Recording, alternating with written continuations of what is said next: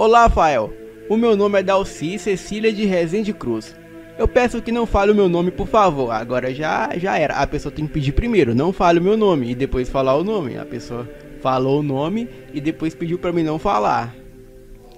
Então vamos lá, eu já falei. Tenho 25 anos e antes de tudo, eu gostaria de dizer que adoro o seu canal. Eu conheci há pouco tempo as suas histórias de lobisomem e já está no meu coração. Agora vamos ao que interessa. Aviso o pessoal que esse relato contém gatilhos e algumas partes de teor sexual. O pessoal aqui está acostumado com isso. Embora eu tenha omitido palavras mais pesadas para que você possa ler tranquilamente. Quando tem teor sexual, o que eu faço? O YouTube não pega muito no meu pé a respeito disso. Então assim, às vezes a pessoa, eu não sei se isso é um fetiche, mas a pessoa, alguns, né, não todo mundo, algumas pessoas que mandam relato, elas descrevem exatamente o que está acontecendo ali no ato sexual, ela descreve detalhadamente. Então, eu não vou ficar lendo, eu não vou falar essas coisas no meu canal, até porque, né, meu canal é um canal livre para todos os públicos. Então, eu resumo esse texto enorme que fala coisas obscenas em transamos loucamente. E essa frase acabou pegando no canal. Então vamos lá. Bom, agora voltando ao relato. Eu nasci no interior do Maranhão, interior mesmo. Para você entender melhor, imagina aquelas cidadezinhas mostradas em novelas e filmes nacionais ambientados ali no Nordeste. Bom, foi nesse cenário que eu cresci. Na verdade, o lugar onde eu nasci não poderia nem ser chamado de cidade. Era um vilarejo pobre, isolado e esquecido. E como todos sabem, em certas partes do país existem pessoas vivendo em extrema pobreza. E eu fui uma dessas pessoas. Eu cresci em um lar com 8 irmãos, mas apenas 5 sobreviveram, pois 3 morreram de desnutrição. A miséria era tão grande que até o leite materno da minha mãe faltava em seus seios após os seus partos. Você sabe o que é querer comer um bolinho de terra? Isso mesmo, comer terra. Terra batida com água e sal. E não ter nem água e sal em casa. Isso aqui é muito pesado. Bom, o que eu vou dizer pode ser absurdo, mas eu escrevo isso ainda hoje com lágrimas nos olhos, tomada pelo ódio que eu sentia daquela situação. Já chegamos a comer ratos e preás que disputavam comida conosco, apenas para não morrer de fome. Nós aqui no Brasil costumamos associar cenas como essas a partes da África ou países de menor desenvolvimento. Porém, dentro do nosso próprio país existem realidades tão ou até mais cruéis, apenas não são divulgadas. Não tínhamos nem o básico. E em 9 anos que eu vivi ali, eu nunca pesei mais do que 38 quilos. Nossos natais e ano novo eram comemorados, entre aspas, apenas brindando com água. E se tivesse água, e nada mais do que isso. O meu pai era um bom homem, mas já cansado da vida miserável e do sofrimento daquele fim de mundo, e a vida dele éramos nós, os seus filhos. E ele vivia literalmente para cuidar de nós.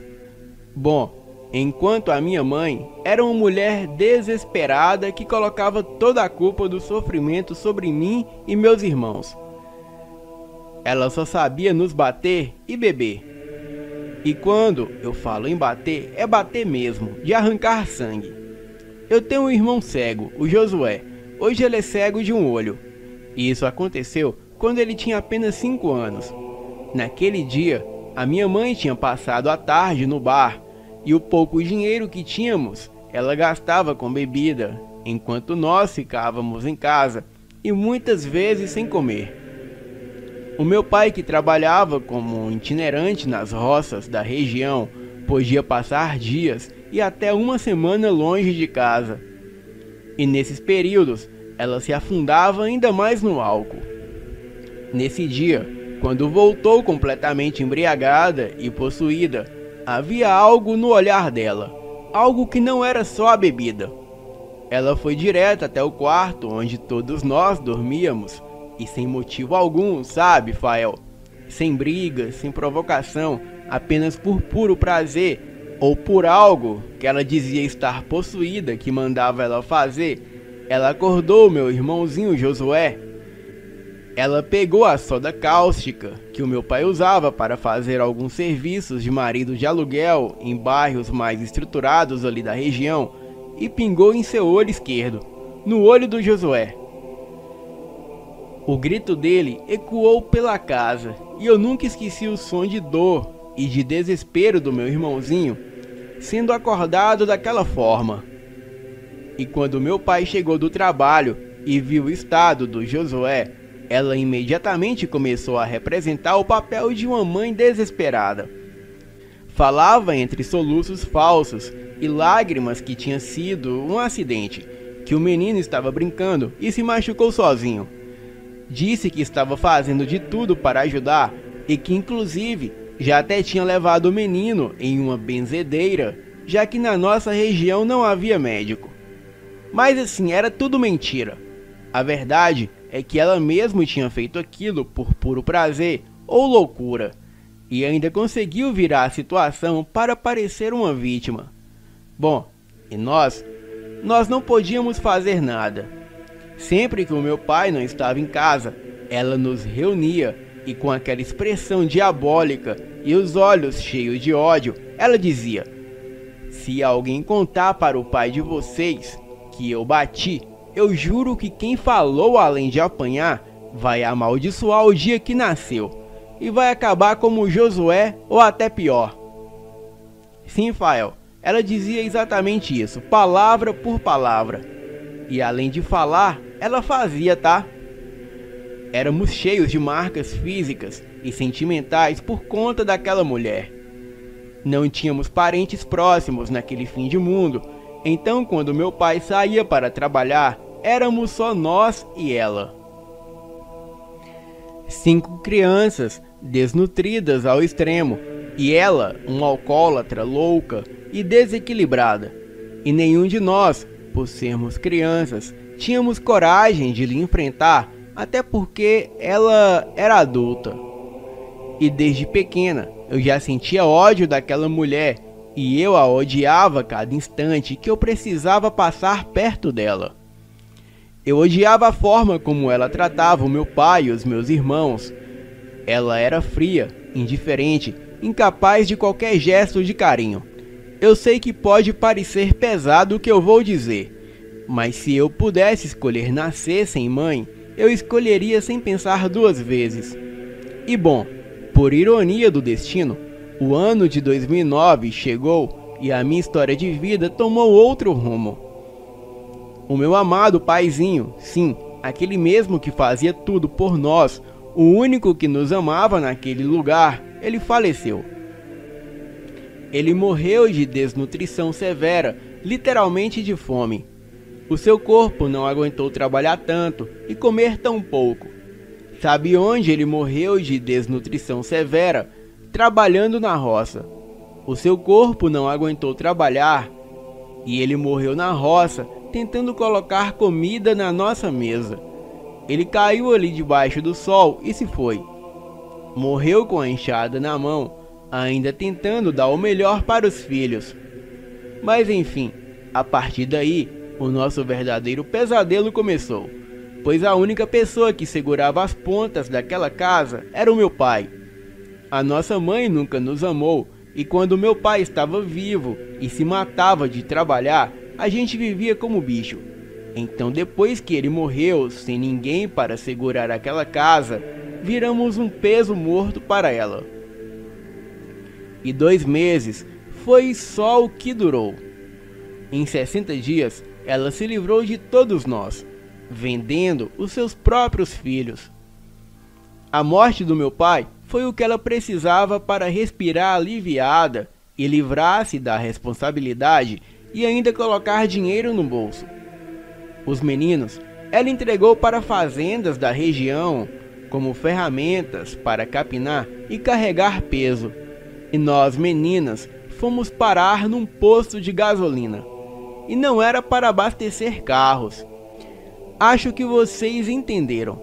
Não são postos como aqueles onde morávamos no meio do nada. Eram vitrines de carne nova. Crianças, adolescentes, garotos, meninos, meninas, pessoas se oferecendo, tanto faz. Ali, pessoas eram negociadas como se fossem sacos de batata. E em muitos lugares isso ainda acontece, infelizmente. E foi nesse posto de beira de estrada que a minha mãe nos expôs para caminhoneiros vindo de São Paulo, Minas, Rio e de todo canto do Brasil. Eu tinha 9 anos e era a mais nova entre as meninas. É fácil, olhando de fora, pensar que poderíamos ter impedido o nosso destino, mas não conhecíamos nada do mundo. A nossa vida inteira tinha sido aquele vilarejo, então não sabíamos o que era cidade e nem posto de gasolina. Eu vi um pela primeira vez naquele dia, quando eu fui levada para ser vendida. A minha mãe falava como se estivesse negociando gado. Ah, são bem cuidadas, têm os dentes bons, são boas para parir, sabem limpar a casa e não são arisca, e todas virgem. E eles nos olhavam como se fôssemos apenas mercadoria. Eu e as minhas irmãs, por incrível que pareça, estávamos felizes, pois achávamos que estávamos prestes a escapar daquela miséria e nunca mais veríamos aquela mulher. As histórias que ouvíamos sobre São Paulo e as grandes metrópoles eram como contos de fadas para nós. Cidades grandes, cheias de luzes, prédios e oportunidades. Era isso que imaginávamos. E depois de uma longa negociação com a minha mãe, Joel, um caminhoneiro frequentador daquele tipo de local, decidiu que me levaria. Segundo ele, por eu ser nova e por eu ser virgem. E por isso, ele pagou R$150 à minha mãe por mim e me levou como a sua propriedade. Na verdade, ela fala aqui no relato uma coisa muito pior do que por eu ser virgem, mas como eu já tinha lido o relato antes de contar, eu mudei a palavra, porque a palavra é muito inadequada para mim falar, é algo absurdo mesmo, então não vale a pena falar aqui. Na minha ingenuidade, eu acreditei que seria esposa dele e viveria uma vida melhor em São Paulo. Porém, a realidade que me esperava era muito mais sombria. Eu fui a primeira a ser vendida.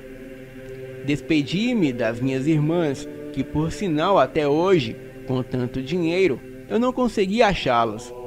Porém, da minha mãe, eu não quis me despedir. Eu não fiz questão nem de olhar para ela. E sem pensar duas vezes, eu entrei ali no caminhão do Joel e durante a viagem eu fiquei fascinada com o que via. Estradas largas, carros de todos os tamanhos. E quando eu vi um prédio pela primeira vez, eu não conseguia nem acreditar. Para mim, aquilo sim era o paraíso. E quando chegamos em São Paulo, o Joel estacionou o caminhão na garagem, onde costumava guardá-lo, pegou o Astra dele e, sem trocar uma palavra, me levou até a minha nova casa. Era um bordel. Quando você acha que não pode ficar pior, a coisa piora. Joel não era só caminhoneiro, era cafetão. E além de transportar carga, ele mantinha ali aquele lugar na capital de São Paulo. E mais tarde, conversando com outras meninas, eu descobri que ele fazia isso há muitos anos. Aproveitava a miséria das regiões pobres do Nordeste, onde pais e mães vendiam filhos por comida ou dinheiro, e garotas que se ofereciam para fugir da miséria. Então, aproveitava dessa situação para meio que abastecer, entre aspas, o seu outro negócio, e trazia meninas novas para explorar no seu bordel. Meninas novas, leigas, que não sabia sequer o que era um farol ou uma faixa de pedestre, ou seja, meninas extremamente submissas e fáceis de se manipular, e eu fui uma dessas. O lugar era repugnante, e no fundo de um corredor e na frente havia um bar que era usado para atrair clientes. Então, depois do bar, você passava por um corredor e lá no fundo era o prostíbulo. E depois de beber, quem quisesse algo a mais só precisava seguir até o final do corredor, virar na primeira porta à direita e escolher quem queria. O espaço era pequeno, mofado, sujo, homens entravam fedendo a cachaça, alguns até vomitados, e escolhia uma de nós. Os quartos eram cubículos com um colchão ali jogado no chão, uma pia e uma privada. Não havia banheiro de verdade. Era apenas literalmente uma pia e uma privada para despejar o resto de dignidade que nos sobrava. O quarto era simplesmente, como eu disse, uma pia, uma privada e um colchão no chão de cimento, e na parede uma placa que dizia: rapidinha R$15, nada mais. Sem higiene, sem preservativo e sem nada. Eu estou contando isso para que vocês entendam o quão degradante era aquele lugar. E depois dos atendimentos, todas nós dormíamos nesses mesmos quartos apertados. 4 quartos para 12 garotas na mesma situação. E para tomar banho, precisávamos sair da casa e usar um chuveiro improvisado com água fria que ficava do lado de fora. Enfim, depois de explicar como era o local, eu vou contar como foi a minha vida ali. E não chegamos nem na metade do relato. Quando Joel me deixou lá, eu fui recebida por Aline, a menina mais experiente do local. Ela me mostrou aquele ambiente horrível e me apresentou às outras meninas que me receberam com solidariedade. Afinal, não fazia sentido maltratar quem vivia o mesmo pesadelo.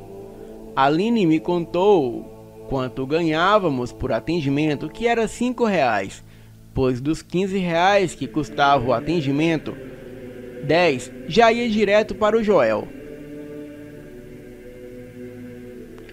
E não, Fael, você não leu errado.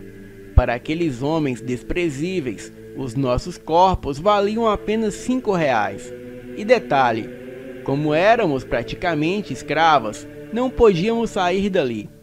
Aquele pouco dinheiro que recebíamos servia apenas para comprar comida e itens básicos de higiene. E era o próprio Joel que nos vendia pelo triplo do valor ao qual ele pagava no mercado. Ou seja, além dele ficar com R$10, nós ainda gastávamos dinheiro comprando as coisas dele. E no final das contas, o dinheiro ia todo para ele. Para você ter uma ideia, uma amiga minha naquele lugar, a Yasmin, ela passou um período inteiro sem que nenhum homem a escolhesse. O motivo? O seu último cliente havia agredido ela com tanta brutalidade que deixou seu corpo todo coberto por hematomas. Sim, Fael, aqueles bêbados que vinham atrás de nós também nos batiam, como vou relatar mais adiante. E sem clientes, Yasmin ficou sem dinheiro para comprar comida e nem mesmo seus itens básicos de higiene ela conseguia comprar. Eu lembro de uma vez em que ela estava naqueles dias e por não ter absorvente, ela acabou usando a parte marrom e áspera do fim do rolo do papel higiênico para tentar estancar o sangramento. E aquilo, nessa situação, me marcou profundamente. Nós fazíamos o que podíamos para ajudá-la, mas até isso nos era negado. Mesmo que quiséssemos dividir comida ou qualquer outra coisa, o Joel não nos permitia. E se descobrisse, sofreríamos as consequências. Aqui tem que trabalhar. Se não trabalhar, não come. E eu trago outra nova rapidinho se uma morrer. E nós, compadecidas, Tentávamos ajudar Yasmin escondido na calada da noite, tentando lidar, naqueles dias difíceis, o mínimo de companheirismo e dignidade possível naquele inferno. Elas, como eu, uma menina de 9 anos, vendida como mercadoria pela própria mãe, não tinha escolha a não ser aceitar aquela situação. Eu lembro-me também do meu primeiro atendimento, quando eu ainda era virgem. Muitas mulheres perderam a sua virgindade com alguém que amava, ou pelo menos gostava. Só que eu não. Eu perdi a minha virgindade com Celso. Sim, eu até me lembro o nome daquele canalha. Esse nome nunca sairá da minha memória.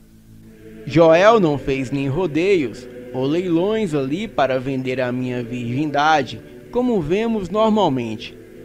Ele a deu para um bêbado qualquer por apenas 15 reais. E naquele dia, eu estava com outras meninas naquela sala. As mais velhas tentavam me proteger, escondendo-me atrás delas para que eu não enfrentasse o mesmo sofrimento que elas tiveram tão jovem. Mas Celso, mesmo bêbado e fedendo a urina seca, ele me viu atrás de Aline, a minha maior protetora naquele local, e daí ele me escolheu. E mesmo com a Aline tentando convencê-lo de que ela era melhor, e ela fazia isso para me proteger, mas mesmo assim ele insistiu. E como eu era propriedade, não havia o que fazer. Eu tenho certeza que toda a região lucrava para manter aquele lugar. E também o silêncio dos nossos sofrimentos. Celso, então ele me pegou no colo, me levou até aquele quarto. Ele estava babando de tão bêbado, estava todo urinado e sem sequer colocar um preservativo. Ele nem conseguia e nem tinha. Ele consumou o ato. Sim, Fael, esse foi o meu passaporte de boas-vindas a São Paulo. Eu passei 6 anos naquele lugar dos meus 9 aos 15 anos, e aquele foi o meu mundo. E com o tempo, eu me acostumei com aquela rotina. As mulheres ali se tornaram a minha família, e o constante vai e vem de homens bêbados e fedendo já não me assustava mais. Eu fazia o meu trabalho e ganhava os meus 5 reais, que nunca mudaram durante todos aqueles anos. Eu, que havia sido recebida por Aline anos atrás, quando cheguei inocente ali do Maranhão, agora eu escolhi as novas meninas que chegavam. E bom, antes de continuar, eu quero deixar claro que éramos escravas ali. Não tínhamos o direito de sair sozinhas. A nossa vida era confinada àquele lugar. E se saíssemos, éramos sempre acompanhadas por Joel ou alguns dos seus comparsas. E quando algumas de nós estava velha, entre aspas, e quando algumas de nós estava velha demais para o Joel, ele simplesmente sumia com a menina sem dar explicações. Bom, a minha vida se resumia ao medo do dia em que o Joel iria me buscar quando me achasse velha demais. E para me levar, Deus sabe para onde. Às vezes, pensamos que o tráfico de mulheres é só fora do país, mas não é bem assim que funciona. Essa parte aqui de tráfico de mulheres no Brasil, eu acho que eu já vi, assim, eu nunca assisti novela não, mas eu acho que eu já vi isso aqui em alguma novela. Assim, não cheguei a assistir, mas eu acho que tem uma novela que fala exatamente sobre isso. Era uma novela da Globo. Assim, eu não assisti a novela não é da minha época, mas eu já vi vários reels no Instagram sobre essa novela. Eu não vou lembrar o nome não, mas quem souber aí o nome da novela, deixa aqui nos comentários. É uma novela que falava justamente sobre o tráfico de mulheres aqui no Brasil. Eu não sei, é o que eu falei, não é da minha época, eu não assisti, mas quem lembra do nome dessa novela, deixa aqui nos comentários, que eu vou ler o comentário e vou pesquisar. Se eu não me engano, essa novela ela retratou uma situação real mesmo que acontecia aqui no Brasil. Bom, vou continuar aqui. Dentro do nosso país, mulheres são traficadas todos os dias, bem debaixo dos nossos olhos. E nós ali não tínhamos nem RG para vocês terem noção. Então, assim, se a pessoa não existe, se ela não tem RG, se ela não está registrada, não tem como você procurar uma pessoa que não existe. Isso é muito complexo, muito mesmo, porque ao mesmo tempo que a gente pensa, por que ninguém vê isso? É porque ninguém às vezes nem sabe que isso existe. E isso é muito bizarro, mas enfim, apesar de tudo, a vida entre as meninas era de apoio mútuo. Todas vinham de lugares parecidos com os mesmos princípios, e o Joel não era bobo. Ele sabia escolher com cuidado quem trazia de suas viagens de negócio. Ele sabia porque se ele trouxesse alguém que tivesse um pouco mais de conhecimento, ele sabia que talvez essa menina poderia dar o final naquilo tudo. Mas enfim, com isso esclarecido, eu sigo com o meu relato. Como eu disse, eu já estava naquele lugar há 6 anos e conheci bem o perfil das pessoas que frequentavam o lugar. Até que um dia, algo diferente aconteceu. Era 24 de outubro de 2015, o dia em que a minha vida mudou. Eu estava naquela sala de sempre esperando o próximo homem bêbado que viria escolher uma de nós para aliviar a sua vontade. Então chegou um homem chamado Raul.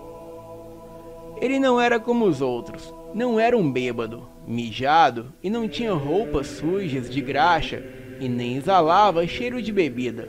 Pelo contrário, era um homem elegante, bem arrumado, e ele não agia como os outros, que já chegava ali nos tocando.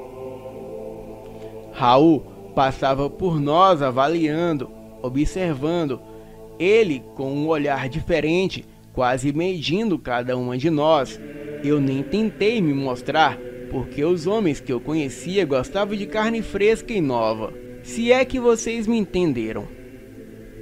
Para aqueles desgraçados, quanto mais jovens, melhor. Essa era a lógica de Joel e da maioria das pessoas que frequentavam o lugar.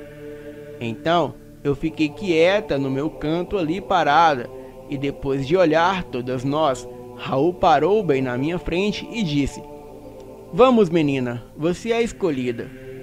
Eu fiquei surpresa, mas de certa forma eu fiquei feliz por ser a escolhida por aquele homem tão diferente, elegante e bonito, sabe? Então fomos para o quarto, e quando chegamos, eu comecei a me despir como sempre fazia, mas Raul me pediu para parar. Eu fiquei sem entender e perguntei: "Ué, como assim? Você não vai me usar?" "Menina, eu não estou aqui para isso. Você acha mesmo que um homem como eu viria a um lugar como esse para se divertir?" Eu fiquei em silêncio porque no fundo eu sabia realmente que aquilo não fazia sentido. Um homem daqueles não iria a um lugar como aquele que eu vivia só para estar com uma puta barata como eu era, sabe? Então eu perguntei: "O que você vai fazer? Me bater? O que você quer comigo?" Porque assim, Fael, como eu disse lá em cima, haviam homens que pagavam apenas para bater na gente. Socos, murros, e Joel sempre dizia: "Se elas não conseguirem trabalhar no dia seguinte, você pagará 30 vezes mais o valor combinado." Então assim, ele recebia a mais para os homens baterem nas meninas, entendeu? Enfim, eu mesma tinha um cliente que se chamava Arthur, que me chamava pelo nome da esposa dele, e ele gostava de me bater até começar a sair sangue. E quando isso acontecia, ele parava, chorava, pedia perdão e me dava chocolates. Esse cara é um psicopata. Enfim, esse era o nível das pessoas daquele lugar.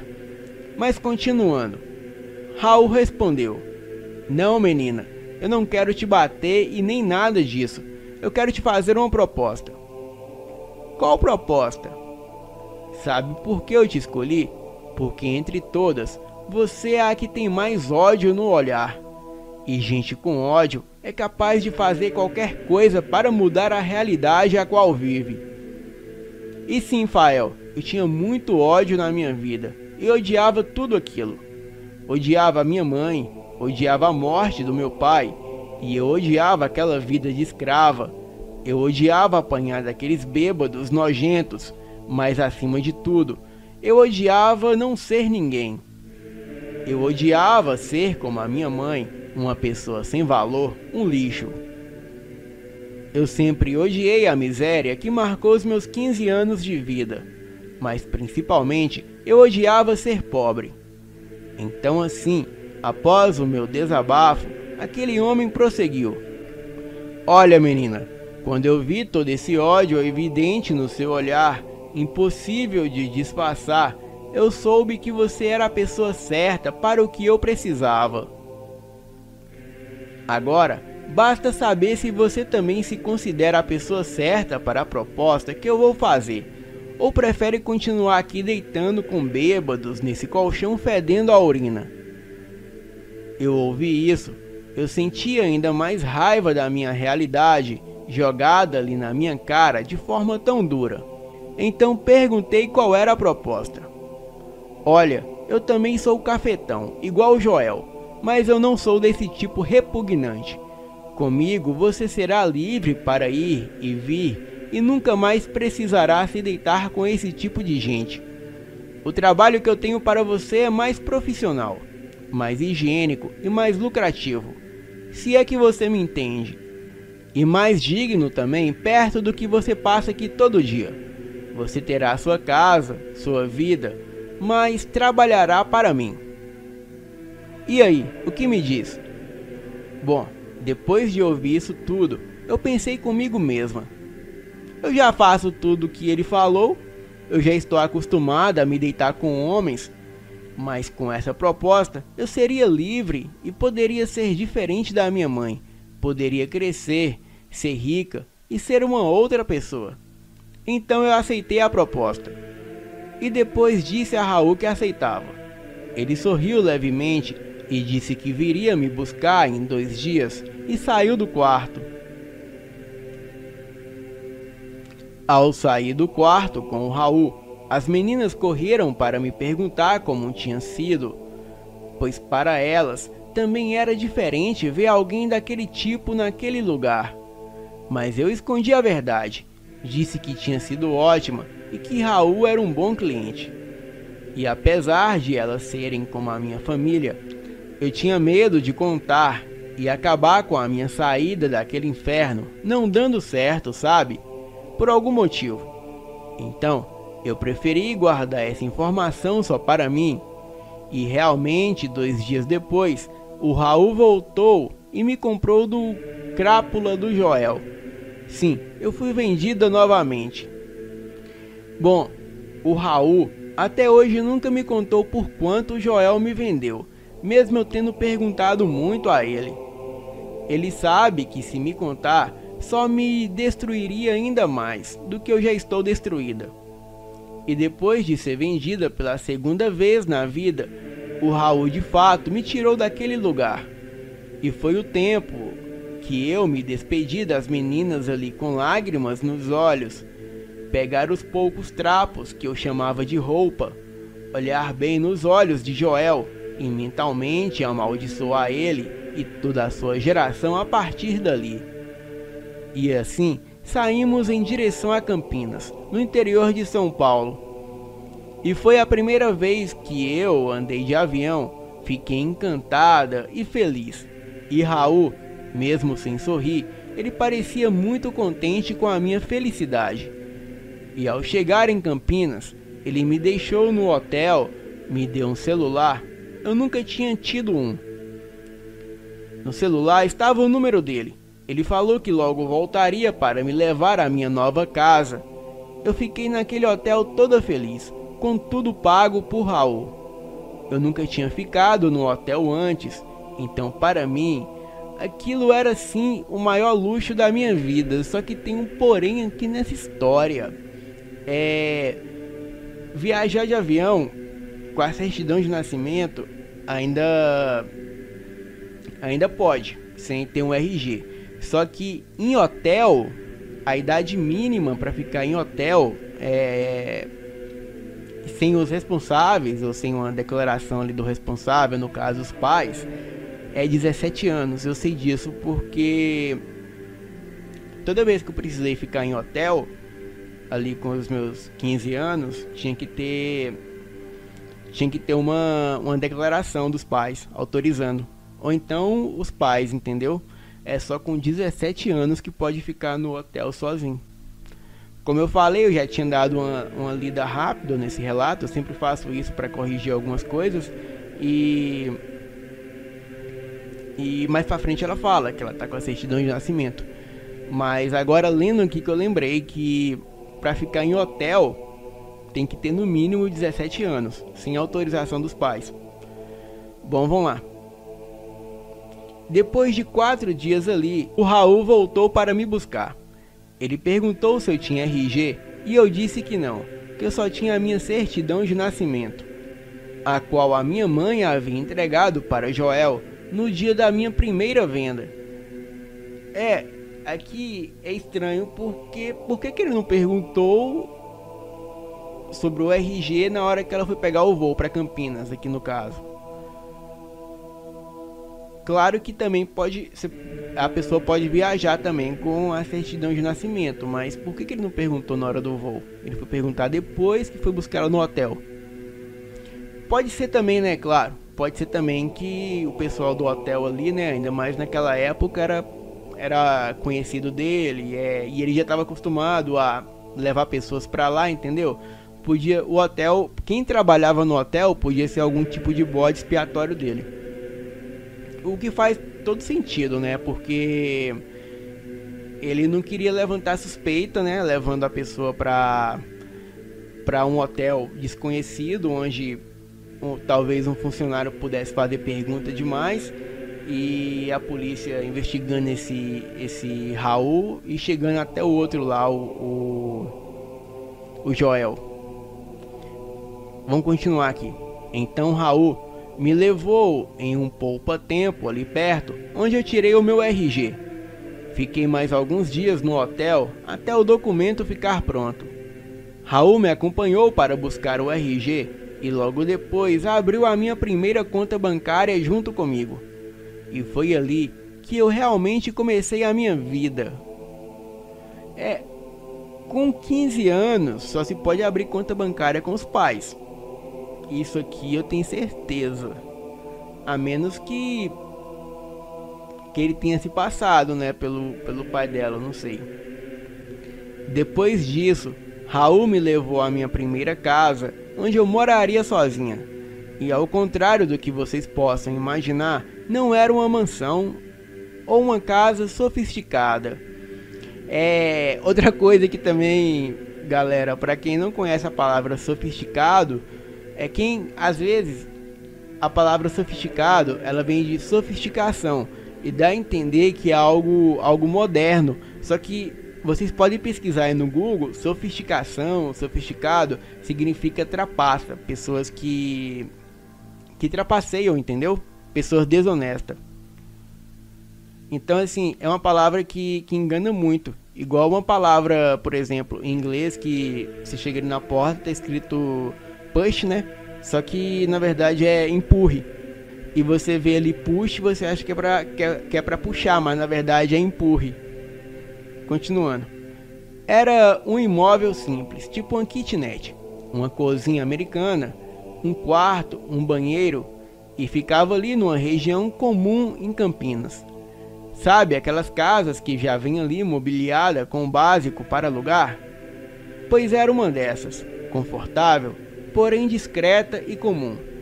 E após me entregar a chave, o Raul sentou ali na minha cama naquela nova casa e disse: já te dei 2 das 3 coisas que eu te prometi: liberdade e dignidade. Agora lucro e dinheiro, isso eu não vou poder te dar, você precisa conquistar. E eu, já sabendo o que teria que fazer, perguntei onde atenderia os clientes, se seria em casa ou em outro lugar. Ele disse: menina, quando eu disse que eu não sou como o Joel, eu acho que você não entendeu. Aqui não tem atendimento domiciliar. Você vai até o cliente no lugar marcado e atenderá da melhor forma possível. E você vai receber bem por isso. Eu fiquei ainda mais feliz, porque aquela casa seria só minha, sabe, Fael? Só minha. O meu chuveiro de água quente, a minha cama e tudo meu pela primeira vez. E depois disso, o Raul disse que me daria tudo o que estivesse ao alcance dele, mas que queria em troca a minha lealdade e sigilo. No começo eu não entendi muito bem, mas não disse nada, pois estava feliz demais para questionar. E ele completou: curta bastante a sua casa, e assim que eu tiver um trabalho para você, eu te aviso. Rafael, eu esqueci de falar que o Raul também deixou uma quantia cerca de R$ 1.200 para eu me manter naquele mês. Entregou meu RG e disse que agora eu era dona de mim e livre para fazer o que eu quisesse.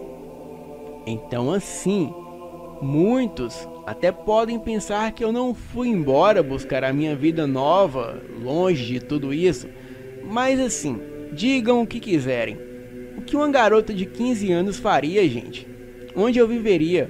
Eu não conhecia nada além da casa da minha mãe e do bordel lá do Joel. Será que é o Joel aquele youtuber lá? Eu nunca tive um lugar só meu até aquele momento.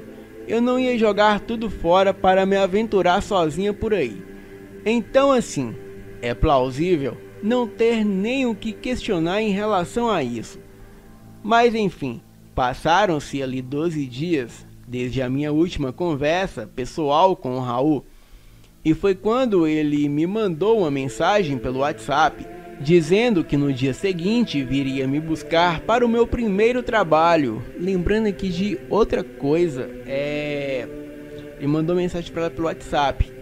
Ela vivia confinada ali, né, no Joel, e era bem provável que ele não ensinava educação para ela, como assim, tipo, por exemplo, ler, escrever. Só se ela aprendeu isso lá no Maranhão, quando ela ainda era criança. Mas com certeza esse tal desse Joel não ia deixar ela frequentar a escola, e muito menos ensinar elas, né? Ou talvez alguma das outras meninas ali ensinou, mas pelo que parece todas eram leigas em tudo, entendeu? No dia seguinte, o Raul apareceu na minha casa e explicou como funcionaria. Chegou a hora de trabalhar, né? E antes que você comece a trabalhar comigo, eu quero deixar uma coisa clara. A partir de hoje, eu não vou te dar mais nenhum centavo. Você vai viver do seu próprio trabalho. O aluguel da casa é R$ 900, que é isso? Naquela época R$ 900, aqui na minha casa, que é 4 quartos, sala, varanda enorme, 2 banheiros, e é R$ 850. O aluguel da casa é R$ 900 por mês. E todo dia 15 você deposita esse valor e eu faço o pagamento. Na verdade devia ser menos, né? Devia ser uns R$ 500 e ele embolsar aqui uns R$ 400. Desculpa aí, gente, tá interrompendo o relato. É que eu tô encontrando algumas coisas contraditórias aqui. Mas cada coisa contraditória aqui tem uma explicação, né? Voltando aqui. Cada atendimento que você fizer, você receberá inicialmente R$ 400 por hora. Comigo não existe serviços tradicionais. Os meus clientes me procuram porque eu ofereço garotas diferentes. Garotas sem medo da vida e de estômago forte, como você. Você verá coisas que talvez nunca esqueça trabalhando comigo. Mas não me faça me arrepender de ter te tirado daquele inferno, pois você será bem paga para isso. E aí, Raul me perguntou pela última vez: você realmente deseja fazer isso? Pois essa é a sua última chance de desistir. Os nossos clientes não são convencionais, mas pagam bem pelos nossos serviços. E antes de responder, Eu perguntei por que o serviço que fazíamos era tão diferente e ele preferiu não responder, dizendo que queria ver a minha reação e saber se eu estava pronta para aquilo. Você vai querer continuar? E eu respondi que sim. Raul então me enviou pelo WhatsApp o endereço, o nome do cliente e o horário do atendimento. O serviço pago antecipadamente tinha duração de 2 horas, mas o cliente poderia pagar a mais caso quisesse prolongar. O encontro seria 2 dias depois dessa nossa conversa, e no dia do meu primeiro trabalho eu estava feliz. Afinal, eu ganharia R$ 800 em uma única noite, quase o valor do meu aluguel ali do mês inteiro. Um valor que eu acho que eu nunca tinha conseguido em quase 6 anos lá com o Joel. Mas junto com a felicidade, eu senti um pouco de apreensão. E depois das palavras de Raul, eu tinha medo do que me esperava para ganhar esse dinheiro. Raul, então ele me ensinou a pedir um Uber, que naquela época era novidade no Brasil. Eu pedi o carro e segui para o destino combinado. A casa ficava em um bairro nobre de Campinas. Cheguei e fui recebida dali por um senhor de 60 anos, vestido com um terno preto tradicional. Ele me chamou para entrar, acomodou-se no sofá e disse para eu esperar, pois logo iríamos para o local do atendimento.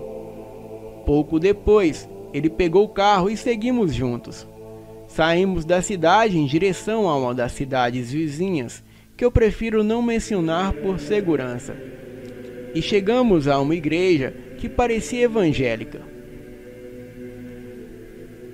Aquelas igrejas grandes de bairro. O homem me convidou a entrar e eu aceitei, embora com certo receio. E mesmo sendo leiga, eu sabia o que era uma igreja evangélica e pensei comigo, que tipo de pessoa teria coragem de fazer algo assim em um lugar sagrado? Mas eu estava ali pelo dinheiro e sexo.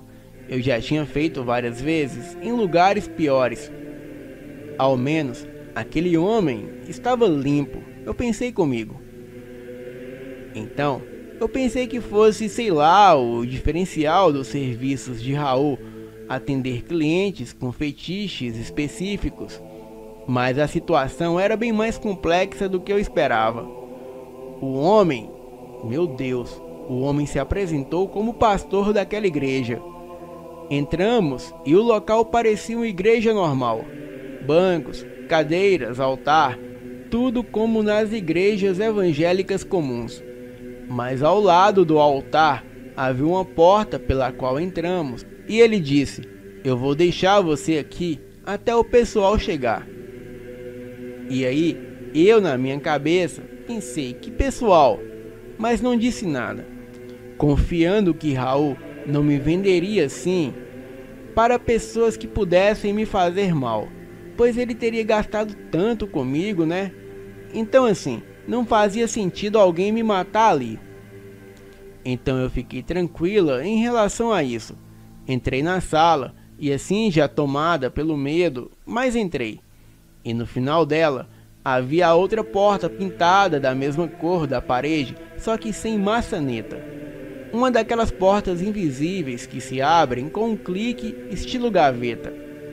Era algo sofisticado, que quem projetou realmente não queria que aquela porta fosse descoberta, porque era quase imperceptível. Bom, quando o senhor abriu a tal porta, eu deparei-me com uma escada que descia para o subsolo da igreja. E lá embaixo havia uma sala estranha, chão de porcelanato branco e uma mesa enorme no centro com cerca de 30 lugares e nada mais. Ele me levou até um dos lugares e pediu que eu esperasse ali até o seu retorno. Ele subiu as escadas e demorou cerca de meia hora para voltar, acompanhado de mais 20 pessoas. Trouxeram um galo, um bezerro e um bode. Sentaram-se à mesa homens e mulheres, e todos com cerca de 40 anos ou mais, e antes de se acomodarem, começaram a se despir por completo, ficando totalmente nus. E o senhor que me contratou, ele me pediu para que eu ficasse nua também, e assim fizemos. Todos estávamos nus naquele ambiente. O homem me contratou, se levantou e subiu para a parte de cima, ainda nu, enquanto eu e as outras pessoas ficamos sentados em silêncio. E poucos minutos depois, ele voltou carregando uma faca, cigarros, velas, bebidas e 3 objetos que pareciam flechas. Desceu e formou um triângulo com velas vermelhas ali no centro da mesa de madeira rústica, e depois apagou as luzes e acendeu as velas. Então ele pediu para que eu me deitasse no centro daquele triângulo de velas, e eu, assim, meio relutante, obedeci. As pessoas então se levantaram e por cerca de 5 minutos entoaram um cântico em uma língua desconhecida. Era um som grave e assustador sincronizado. E depois, o homem fincou uma flecha em cada ponta do triângulo, com a cabeça para baixo, e colocou uma garrafa de bebida ao lado de cada uma das flechas. E aí, a parte que me envolvia começou. Ele me pediu para subir na mesa e me deitar dentro daquele triângulo. E após eu me deitar, ele entrou no triângulo comigo e ficou em pé em cima de mim, com os pés um de cada lado do meu corpo. Isso aqui tá parecendo muito a magia sexual de Aleister Crowley. Eu já ouvi falar disso em algum lugar, eu acho que foi no ritual sagrado do mago Abramelin. Eu abri o Google aqui e aqui tá falando que a magia sexual de Aleister Crowley é uma prática ocultista que envolve o uso da energia sexual para fins mágicos e espirituais. Então, vamos continuar aqui, né, o relato. Uma das pessoas lhe entregou o galo e ele cortou a garganta do animal sobre o meu corpo, deixando o sangue escorrer por todo o meu corpo. Separou a cabeça do galo ali do seu corpo e fincou numa das flechas. E ele repetiu o mesmo com o bezerro e com o bode.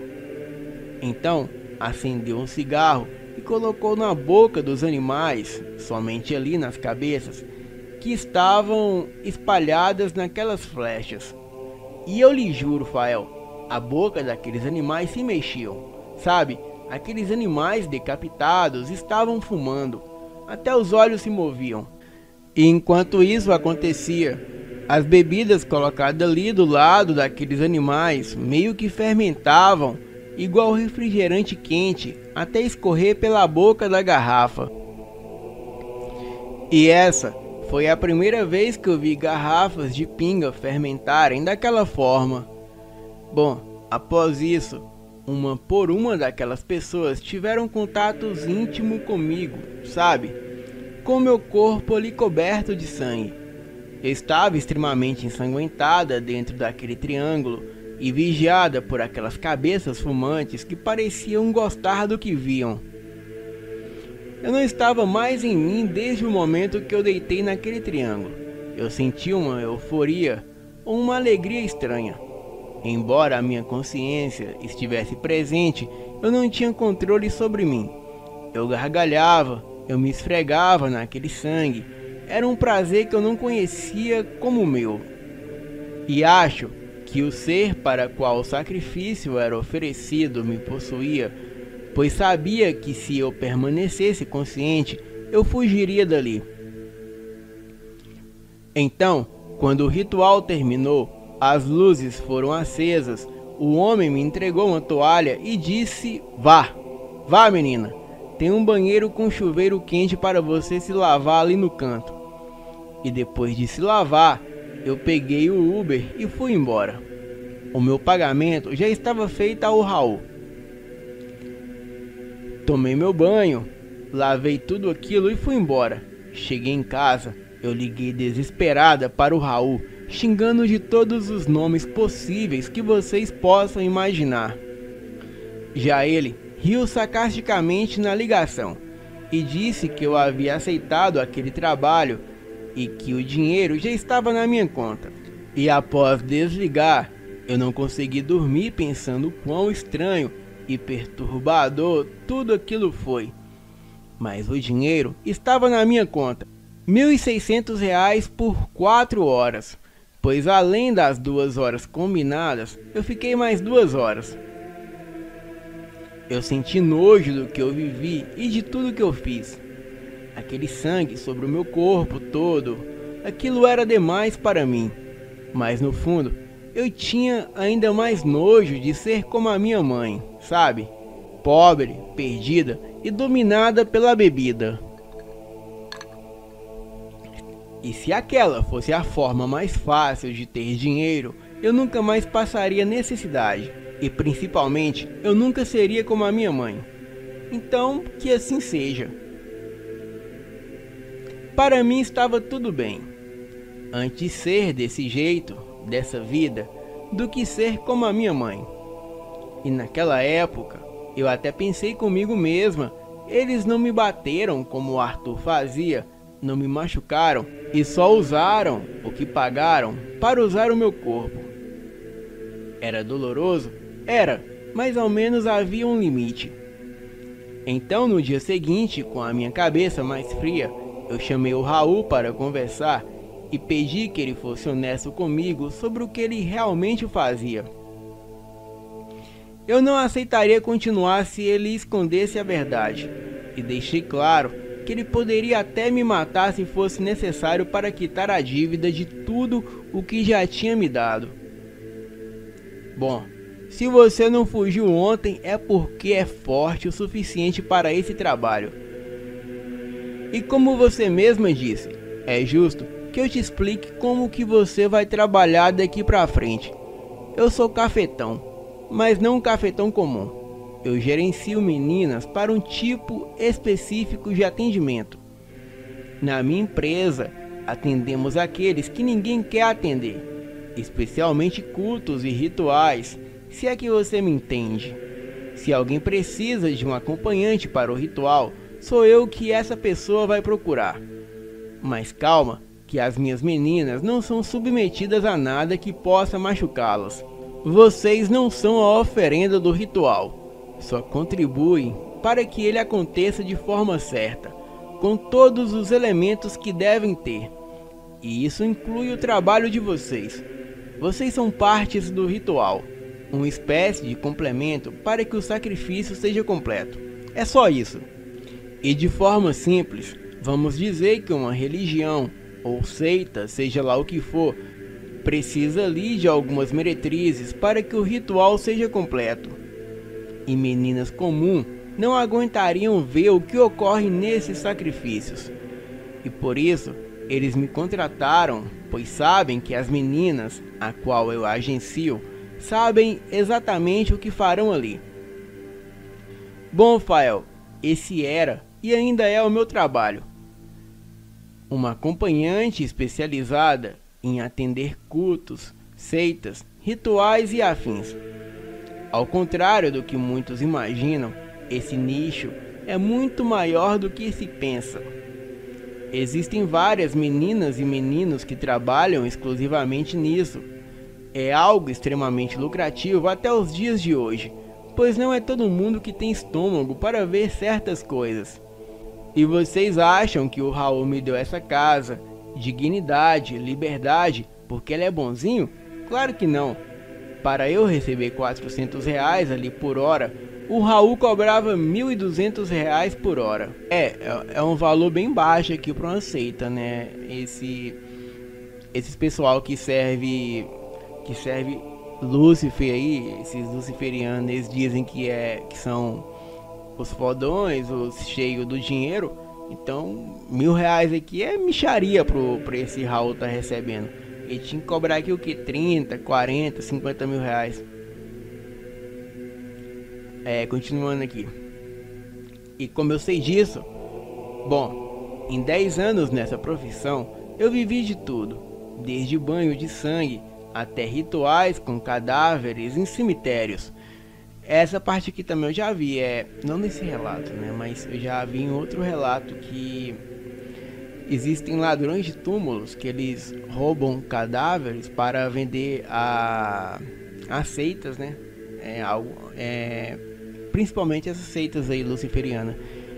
E se eu não me engano, cada cadáver que eles roubam de cemitério e vendem, dependendo do estado, quanto mais bem preservado estiver, mais essa seita paga. Por exemplo, eles costumam pagar em torno de 20 mil reais, assim, o valor mínimo. Mas se tiver bem conservado mesmo, varia aí até uns 60 mil. E continuando o relato aqui. E para falar a verdade, o banho de sangue e as orgias são a parte menos perturbadora dessa minha profissão. Eu já fiz cada tipo de coisa que eu prefiro não relatar para você não vomitar lendo esse relato, de forma alguma. Eu já fiz de tudo, mas hoje eu não passo sufocos.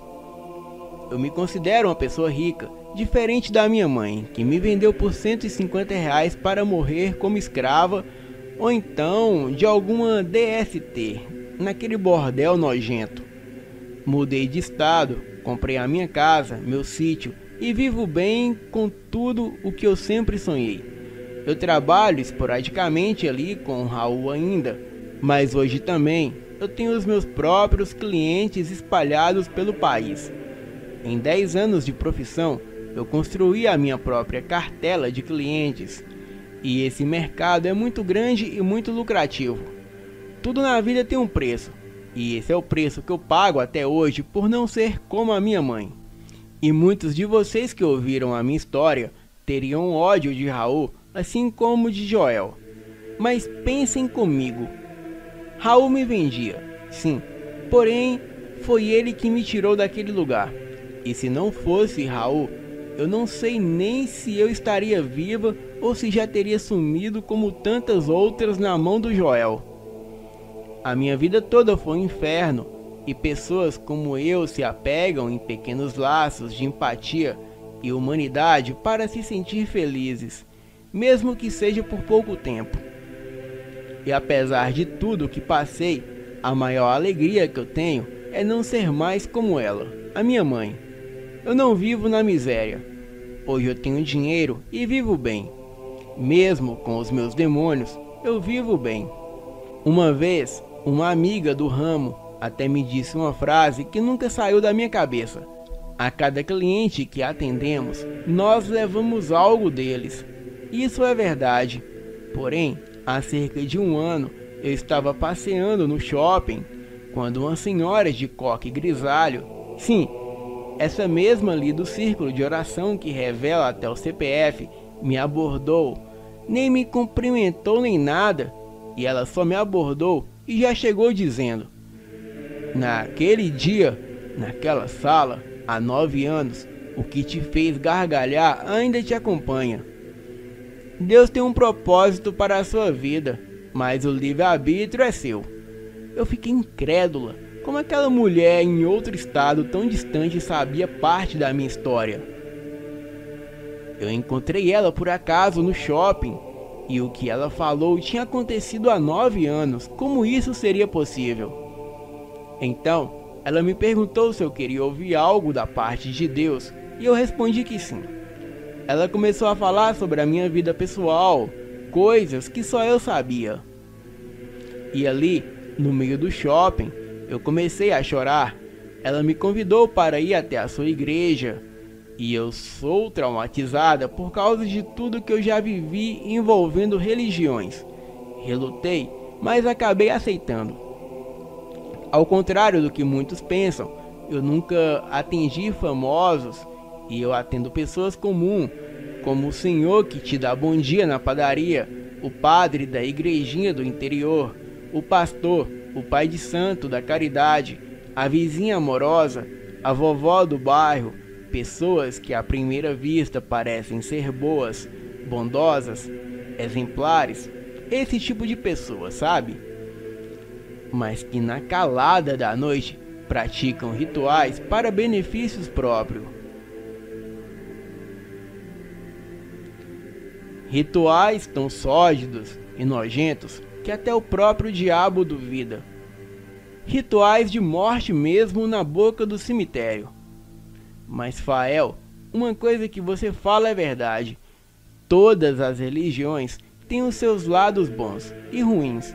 E não podemos generalizar. Eu falo porque não a religião em si, né? Mas no caso a pessoa. Você vai encontrar pessoa boa em todo lugar. Em qualquer tipo de religião tem pessoas boas e pessoas ruins. Boa noite, Fael. Eu me chamo Sheila. Esse relato se passou no final dos anos 90. Antes de entrar na história principal, eu vou fazer um breve resumo sobre a minha vida. Eu sempre gostei de me vestir como homem. E digo, eu sou mais homem que muito homem. Principalmente uns safados que adoram bater em mulheres. E quando eu tinha 18 anos, a minha irmã Serafina vivia com o seu marido Heitor. Os nossos pais sempre me trataram como uma aberração. Serafina era a mais velha. Tinha seus 22 anos e era o orgulho dos meus pais, principalmente quando se casou com Heitor, um cara que demonstrava ser um típico príncipe e fazia todos os gostos da minha irmã e puxava o saco dos meus pais com presentes. O Heitor, ele vivia daquele romantismo forjado.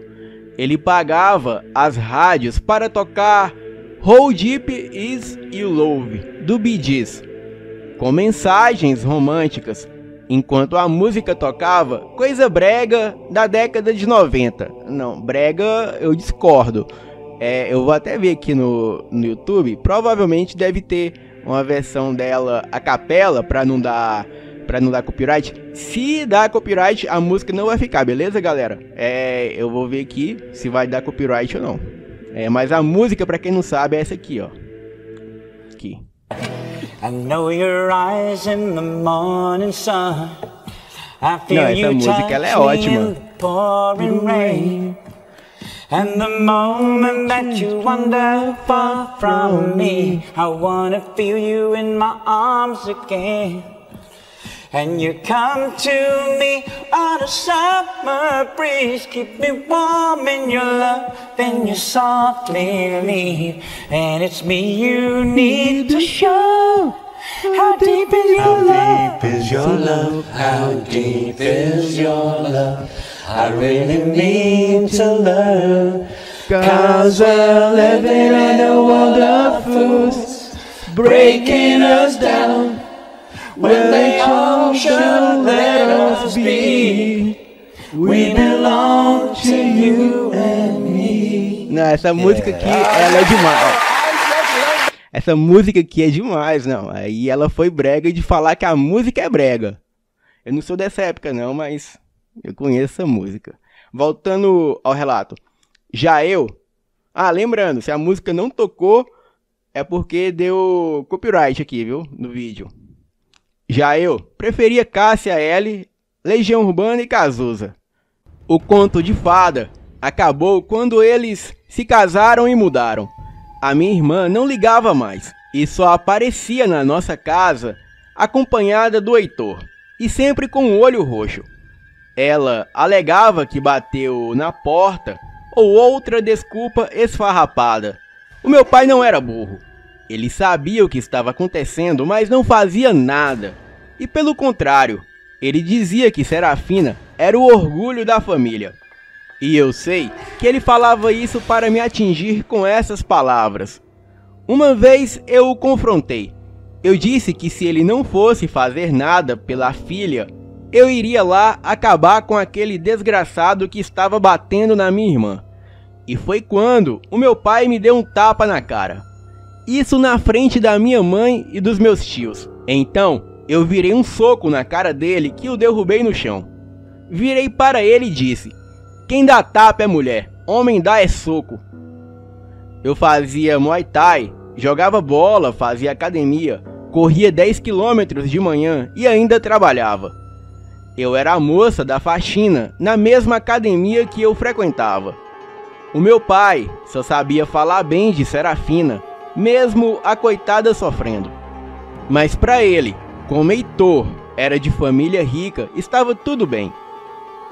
Chegava do trabalho, descontava toda a frustração do seu fracasso na minha mãe e depois ia para frente da TV assistir novela.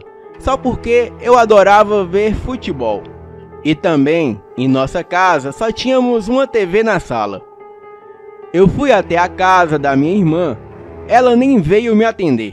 O desgraçado do Heitor já veio no portão perguntando o que eu queria. Eu o empurrei e já fui ir vendo a minha irmã. Ela estava deitada no sofá com uma bolsa de gelo na cabeça e a cara toda roxa. Eu me assustei quando a vi naquele estado e ela disse que caiu. Heitor pegou a arma e já veio para cima de mim.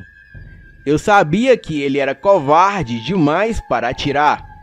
E assim que ele levantou a arma para mim, eu levantei o braço dele e, como um touro, eu bati ele contra a parede e, para minha sorte, ele atirou. O tiro não me acertou, mas gravem essa informação. Eu subi no braço dele com a arma e joguei o braço dele para trás, usando a força das minhas coxas. Esse golpe é conhecido como chave de braço. Eu aprendi no judô. Eu quebrei o braço dele instantaneamente e em seguida eu peguei a cabeça dele e bati contra o chão da sala, o que causou um traumatismo craniano que o levou à morte. E como ele estava armado e chegou a atirar contra mim, eu aleguei legítima defesa. A minha irmã, por ser parente, ela não serviu como testemunha, mas nem precisou, pois a perícia viu que ele era violento e agressivo. E não a pena para legítima defesa, que foi o meu caso. E também não houve invasão de propriedade, já que a casa também pertencia à minha irmã. Mas acreditem, o meu pai prestou queixa contra mim por agressão, porém ele também se deu mal, pois haviam testemunhas que ele me acertou com um tapa na cara primeiro, o que fez o juiz escrachar ele de covarde por bater em mulher. Então, eu fui embora de casa, fui morar com uma amiga que morava sozinha em um apartamento em São Paulo. Ela tinha um gato chamado Chiquinho e um namorado que ia lá aos finais de semana. O apartamento era de 2 quartos, então ela deixou que eu ficasse com um dos quartos. Eu ajudava dando faxina em casa, fazendo compras e pagando água e luz, e ela pagava somente o aluguel e também ajudava nas compras. Mas a sua vida era corrida, com trabalho e faculdade, então quase ela não ficava em casa. A minha amiga se chamava Lupe. Ela era diferente das demais, nunca foi de me julgar e sempre me aceitou como eu era. Ela só tinha uma regra: não fumar maconha dentro de casa. Ah, como você é chata, eu disse. Vai lavar uma louça que você ganha mais. Ela disse para me irritar. Nós tínhamos brincadeiras de uma irritar a outra ou assustar. Eu me lembro que quando ouvia ela chegar, eu me escondia atrás da porta da sala, e quando ela destrancava e entrava, eu saía lá de trás gritando, e ela saía gritando e correndo, e parecíamos 2 idiotas malucas. Mas isso foi para descontar o dia em que eu fumava um chá no térreo, ouvindo Nirvana. Ela tacou um balde de água pela janela em mim, e depois correu e se escondeu pelo prédio. A gente até passava uns perrengues, mas a diversão não faltava. Um tempo depois, uma família se mudou para o apartamento ao lado do nosso, e tudo que eu sabia era que eles vieram do Ceará.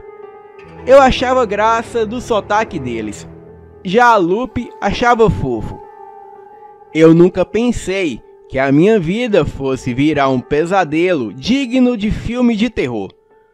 Tudo começou quando eu nasci, mas só foi piorar quando essa família se mudou para o lado do nosso apartamento. Nas primeiras semanas, tudo parecia normal. Eu sempre via o pequeno Matheus, filho do casal, ele tinha 11 anos.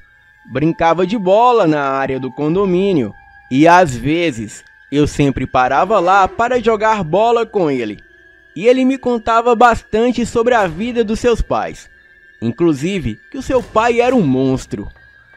Eu meio que fiquei sem entender como um garoto de 11 anos se refere ao pai como monstro.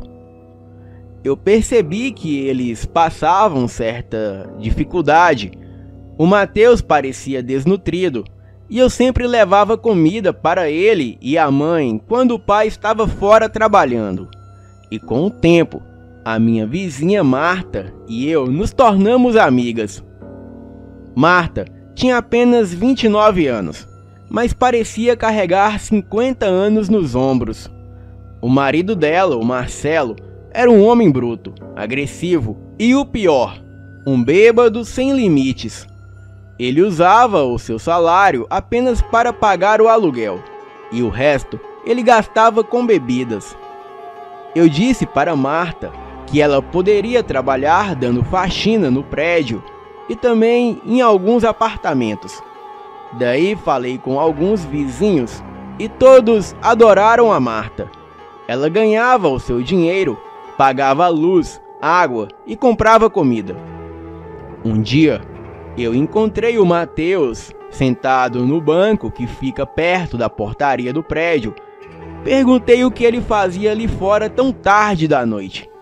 E ele disse que o seu pai chegou bêbado e estava brigando com a sua mãe. Eu já tinha visto marcas no corpo de Marta e já tinha ouvido seus choros abafados pelas paredes finas do prédio. E muitas vezes eu tentei convencê-la a denunciar o Marcelo, mas ela sempre dizia: "Ele vai me encontrar, ele sempre vai me encontrar." Foi então que o Marcelo apareceu e disse assim para o filho: "Sobe agora, eu não quero ver você conversando com essa mulher macho."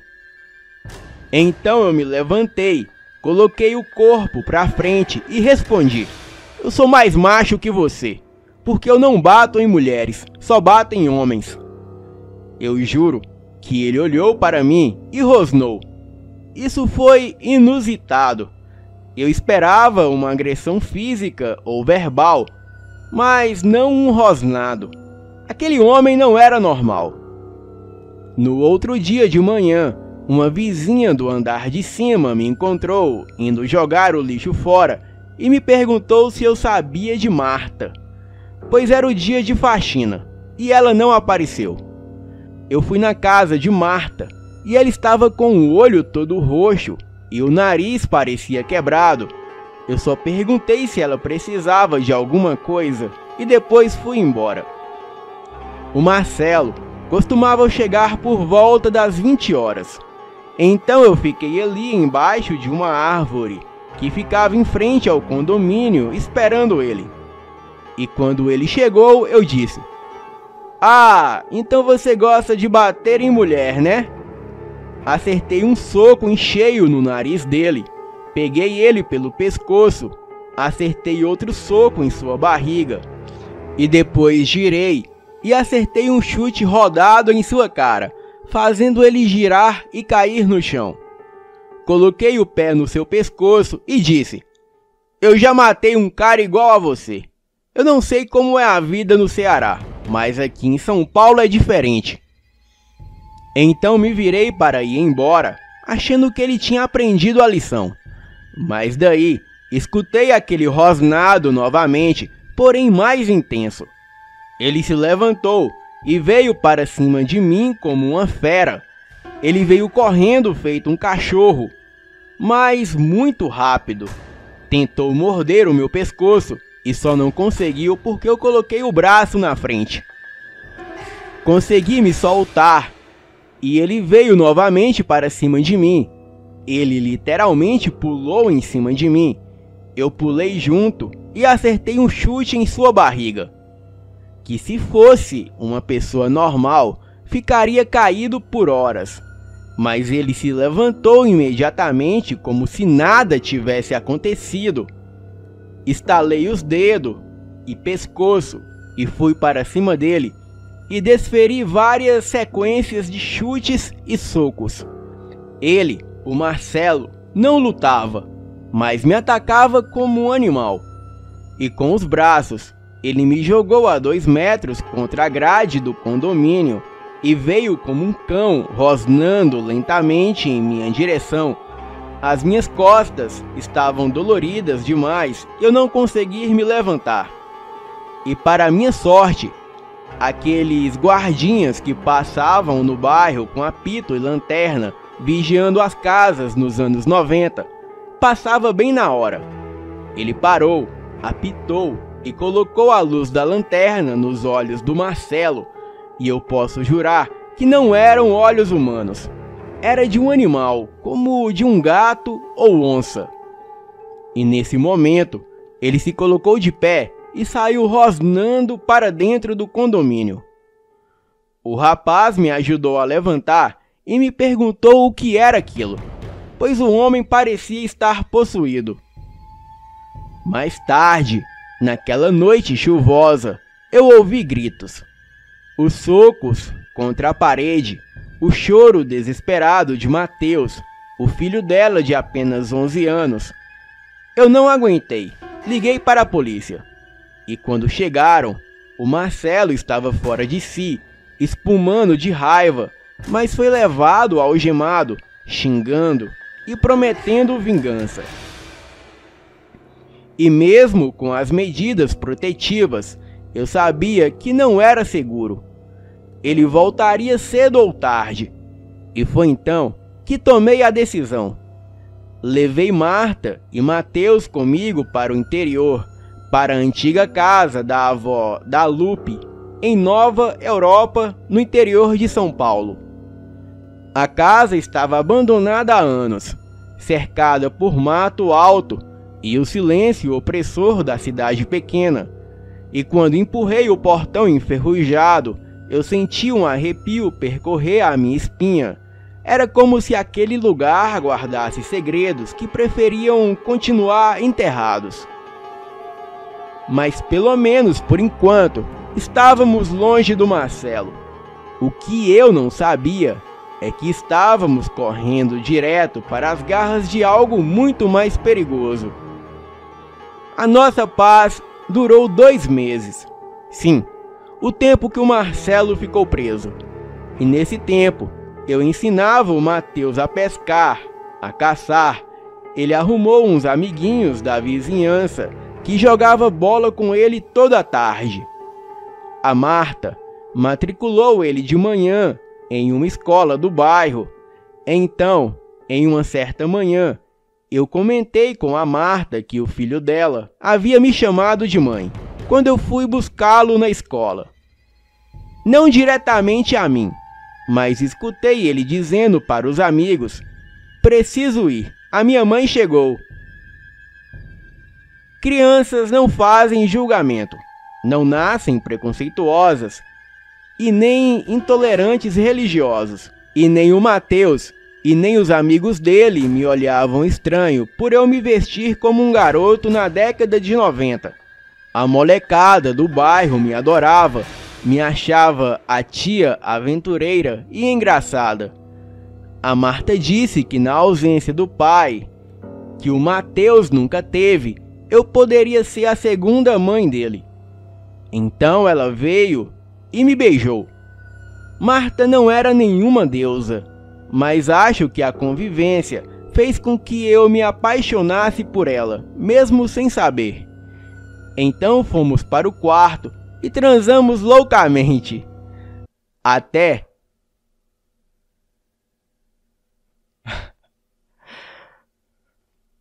Vocês escutaram isso, né?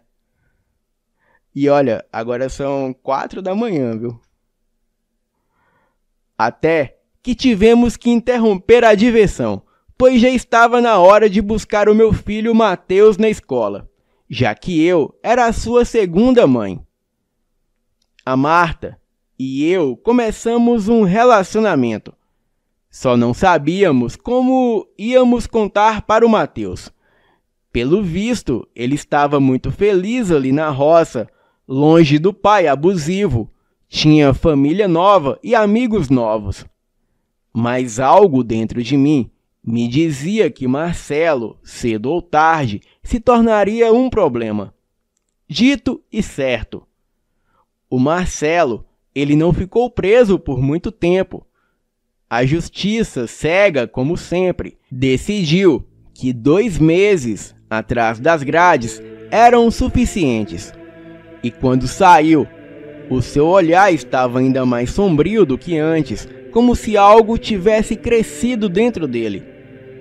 Ele foi direto ao apartamento da Lupe, a minha melhor amiga. Eu já não morava mais lá para ver, mas depois eu soube dos detalhes. E só de imaginar, o meu sangue gela.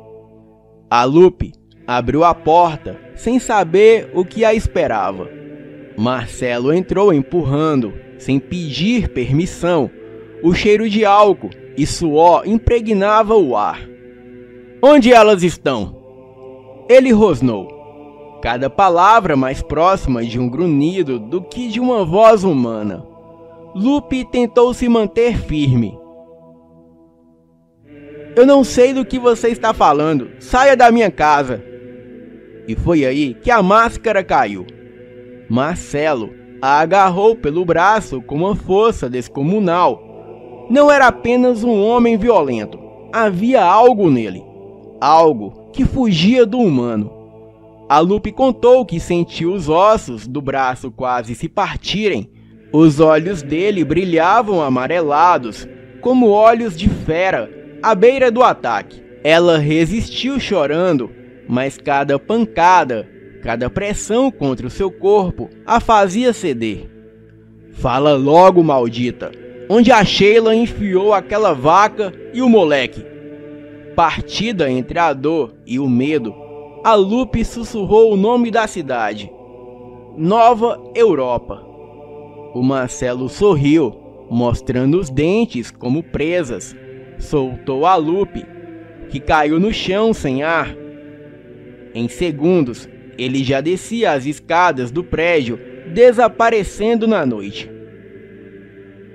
E com o pouco de forças que restava, a Lupe chamou a polícia. Mas quando chegaram, o Marcelo já estava longe, guiado por algo mais forte do que o ódio. Uma fúria animalesca que o levava direto até nós. Nova Europa parecia pacata demais para quem vinha da capital. Uma cidadezinha cercada por plantações, onde o tempo parecia correr mais devagar. Os vizinhos falavam baixo, as pessoas se conheciam pelo nome, e o som mais alto era o mugido do gado ao entardecer. Mas aquela calmaria estava prestes a ser quebrada. Marcelo chegou sem ser notado. Estacionou seu carro velho na beira de uma estrada de terra e, à distância, ele avistou a casa onde eu, Marta e o nosso filho Mateus tentávamos recomeçar a vida. Ele não bateu a porta, não fez alarde, ficou na escuridão, observando, e como um predador paciente, ele estudava a nossa rotina. E foi nessa época que os primeiros sinais começaram. Noites em que os cães latiam sem parar, galinhas encontradas mortas dentro dos galinheiros, com o pescoço retorcido, cabras dilaceradas no meio dos pastos, o sangue escorrendo pela terra seca. A cidade começou a cochichar. É lobisomem, diziam os mais velhos, fazendo o sinal da cruz e evitando saírem à noite. Eu acho que é o chupa-cabra, murmuravam outros, fechando as janelas assim que o sol se punha. E quando os rumores chegaram até Marta, ela empalideceu. As suas mãos tremiam enquanto segurava a xícara de café. E naquela noite, depois que Mateus adormeceu, ela me puxou para a cozinha, o olhar tomado de desespero. Sheila, você precisa saber a verdade. A sua voz saiu num sussurro quebrado. O Marcelo ele não é só um homem violento. Quando morávamos no Ceará, ele se transformava. Transformava como, mulher? Perguntei sem entender. Ela respirou fundo, os olhos marejados. Nas noites de lua cheia, eu vi com os meus próprios olhos o corpo dele se contorcendo, os ossos quebrando, a pele se rasgando, até que ele se tornava um lobisomem. O meu coração disparou. Era como se as lendas que escutávamos na infância ganhassem carne e dentes diante de nós. Marta chorava apertando a minha mão. Sheila, ele nos encontrou. Não estamos fugindo só de um homem, estamos fugindo de um monstro. Então, a lembrança me veio à mente. A primeira vez que eu vi Mateus, ele se referia ao pai como um monstro. E também da briga que eu tive com o Marcelo, eu desferi vários golpes nele que não surgiram efeitos. Passamos a vigiar mais e permanecermos juntos. Chegamos à conclusão que o lugar mais seguro para o Mateus era na escola, pois lá ele estaria cercado de pessoas para protegê-lo. Então fomos até a diretora Margarete e avisamos para redobrar o cuidado com o Mateus, pois tudo indica que o pai abusivo dele estava na cidade em busca de vingança. Então somente a Marta ou eu podíamos buscá-lo no colégio, e mais ninguém. E a diretora, muito preocupada e prestativa, ela concordou.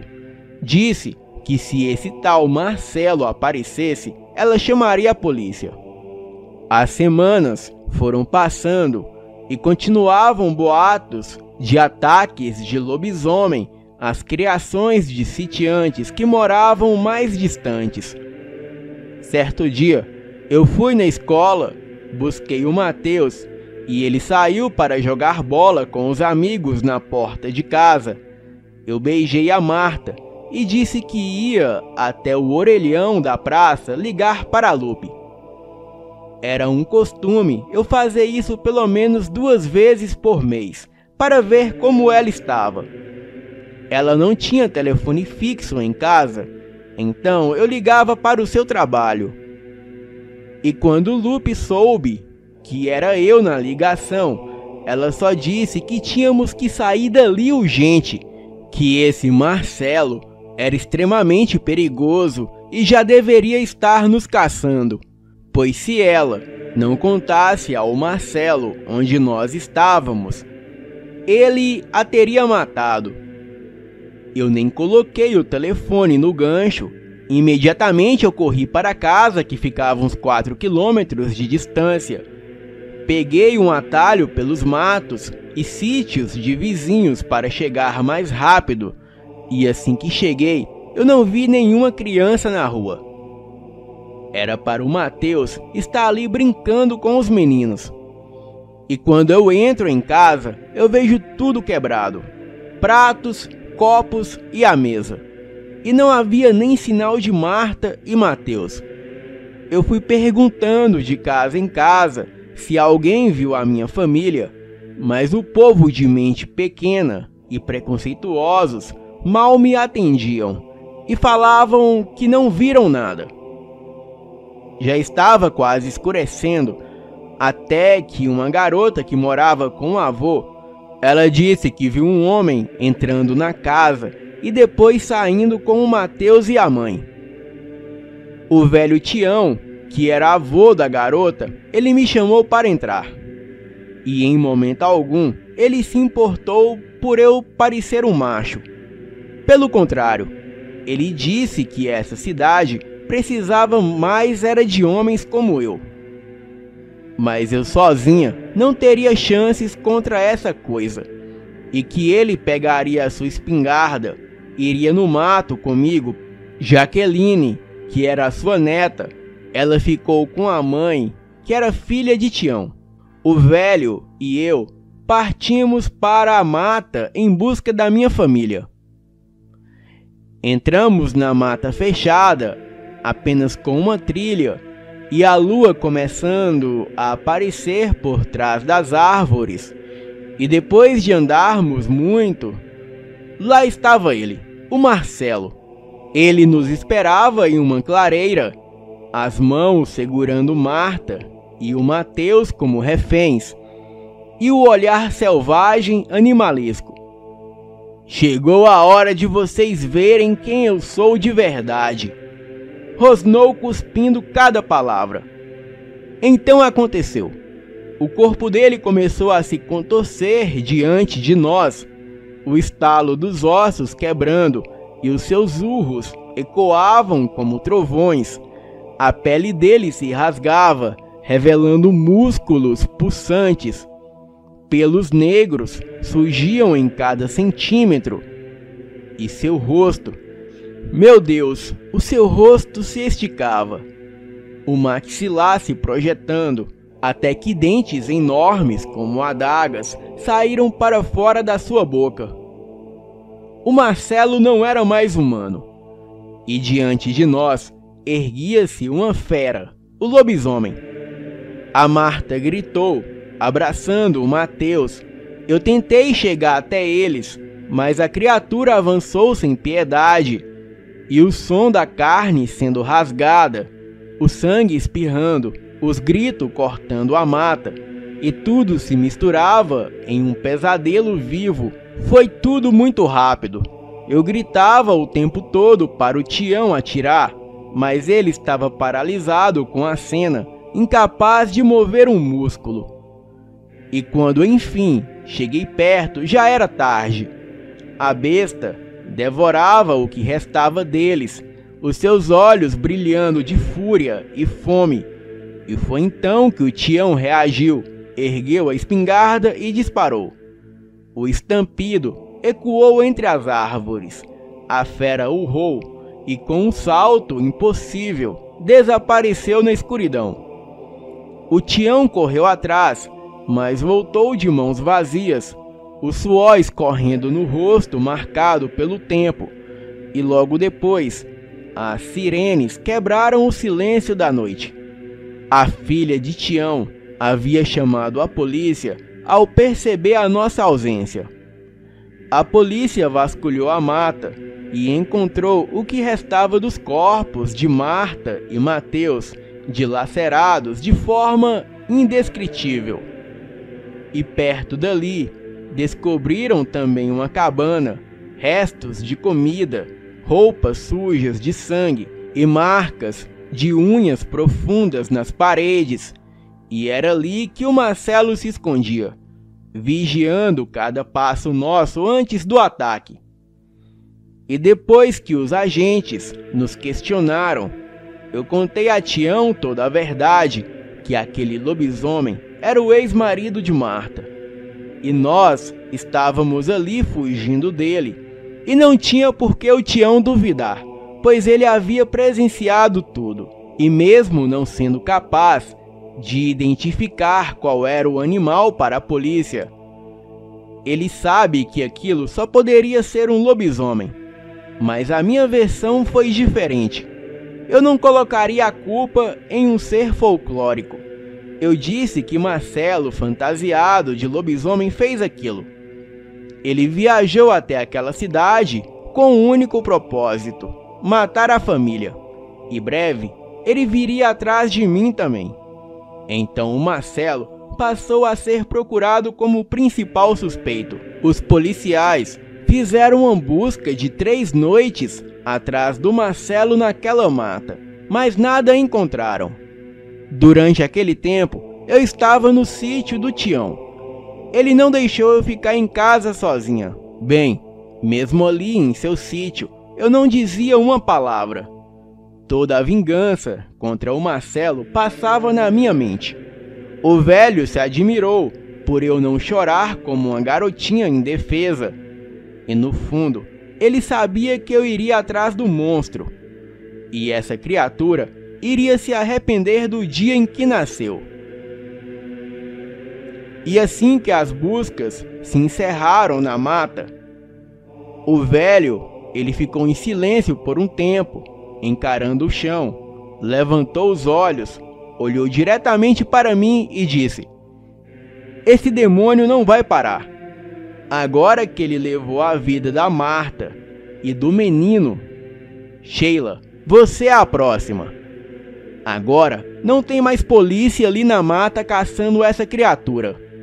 Ou seja, você não está mais protegida." Tião segurou firme o meu ombro e disse: "Eu vou te ajudar.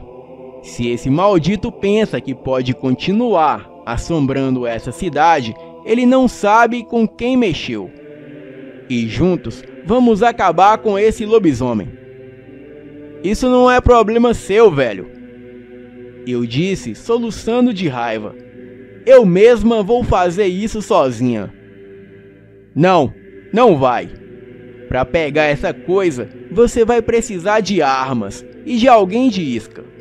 Na minha idade, o melhor que eu posso fazer é ser a isca para atrair essa coisa até você.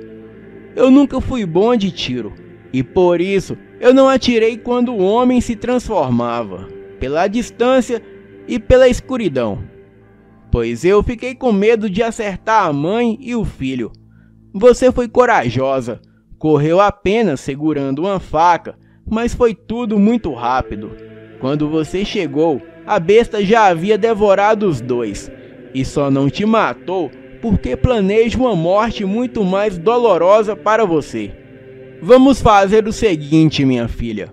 Amanhã, ao cair da noite, vamos atrás dessa criatura.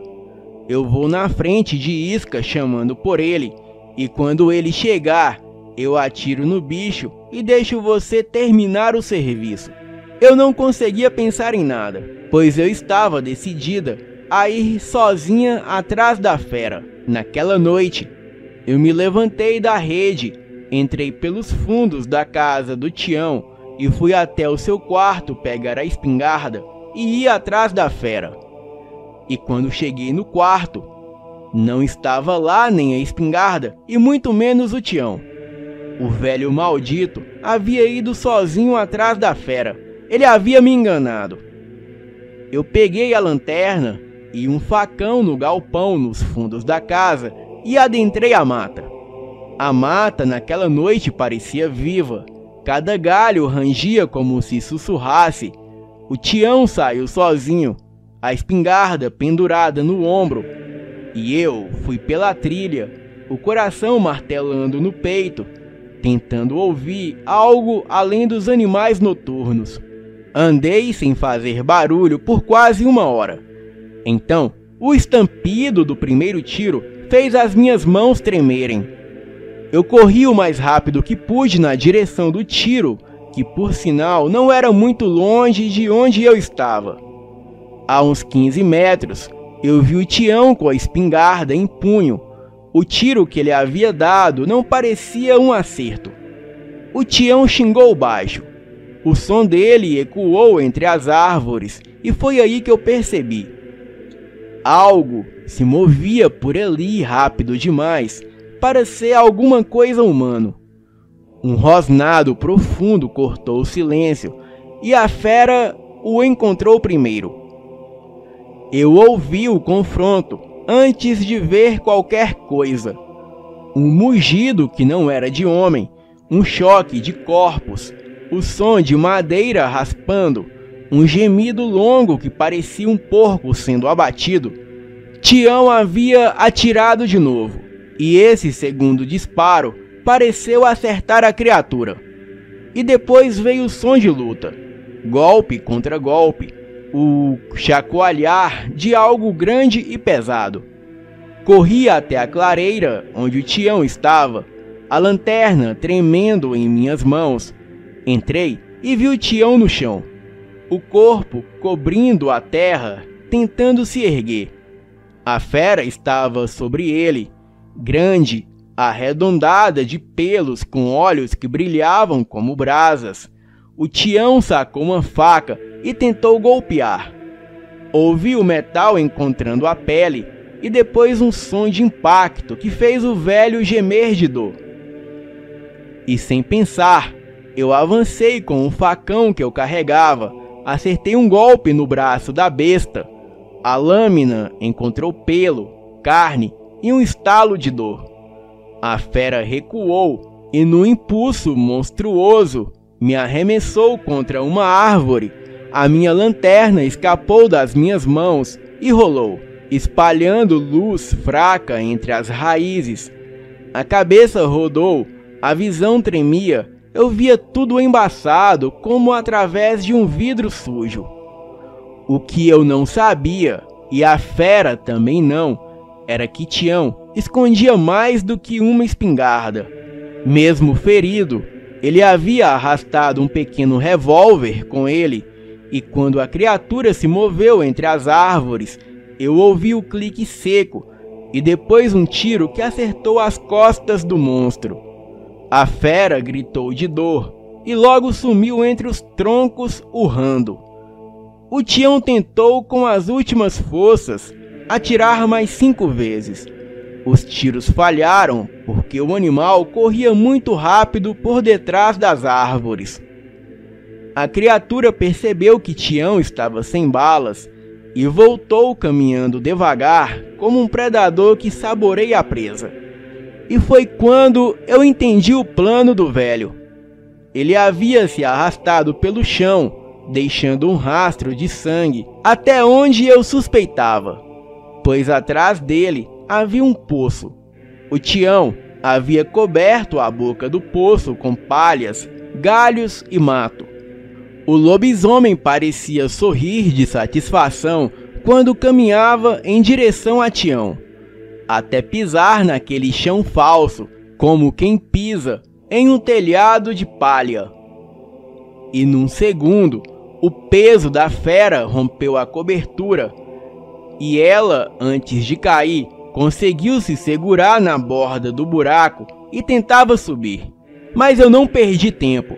Fui mais rápida, peguei o facão, olhei dentro dos olhos vermelhos da criatura e com um golpe eu arranquei os seus dedos.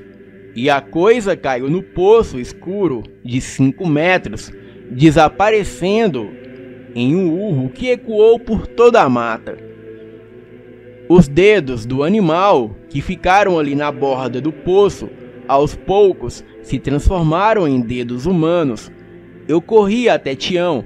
Ele estava sentado, encostado em uma árvore, o rosto pálido e as mãos tingidas de vermelho. A respiração dele era curta. Eu segurei as suas mãos trêmulas, enquanto ele me olhava com aquela mistura de bravura e cansaço que só os que já perderam tudo sabem ter. Ele me deu a sua bolsa e disse que ali tinha tudo que eu iria precisar. E em seguida ele disse: "Vai", com a voz quase engolida pelo vento. "Faça sua vingança. Ele agora é todo seu." O velho sempre tinha uma carta na manga, e eu me enganei quando o subestimei pela sua idade. Eu perguntei por que ele se sacrificou para ajudar uma desconhecida. Então, em seus últimos suspiros, ele disse novamente: "Essa cidade precisa de mais homens como você." Olhei para o fundo do poço e só conseguia ver aqueles olhos vermelhos na escuridão, mas agora não intimidadores como antes. Agora era um olhar de medo. Eu fiquei sentada, com o corpo do velho em meus braços, até amanhecer. E assim que o sol nasceu, eu escutei gritos vindo do fundo do poço. O lobisomem havia voltado à forma humana, havia se tornado o desgraçado do Marcelo novamente. Ele estava bem ferido, lhe faltavam alguns dedos, mas estava vivo. Na bolsa que o Tião havia me dado, tinha uma corda. O velho havia pensado em tudo. O Marcelo estava desacordado. Eu desci o poço, amarrei a corda em seus pés, subi e o puxei para cima. Depois, amarrei os seus pés e mãos e saí arrastando ele pela trilha. Ele gritava de dor e ria ao mesmo tempo para me provocar. dizendo que ninguém acreditaria que ele é um lobisomem. E assim que ele saísse da cadeia, ele viria atrás de mim. Cadeia? Eu perguntei. Não acha isso muita mordomia para alguém como você? Arrastei o seu corpo pela mata até o lugar em que o Tião deixou anotado para mim em sua bolsa como uma espécie de mapa. O ar estava pesado, abafado, e o som das folhas secas escondia um segredo mortal. O ninho das tocandiras. Para quem nunca ouviu falar, as tocandiras são conhecidas como formigas-bala, pois a dor de sua picada é semelhante à dor de um tiro. E só de ouvir aquele estalar de mandíbulas, a minha pele arrepiava. Eu sabia o que estava prestes a fazer e confesso, eu senti prazer em cada passo que dava. Amarrei os seus pulsos e tornozelos com firmeza, fincando estacas no chão para que ele não tivesse chance de se soltar. Os seus olhos me encaravam, ora com raiva, ora com medo. Eu queria ver medo. Eu queria ver o monstro se contorcer como qualquer homem comum. Usei um galho para cutucar o ninho. As primeiras surgiram, enormes, pretas, agitadas. Segurei um punhado com a luva de couro e coloquei em seu pinto, já que ele estava totalmente nu. O primeiro grito foi música para os meus ouvidos.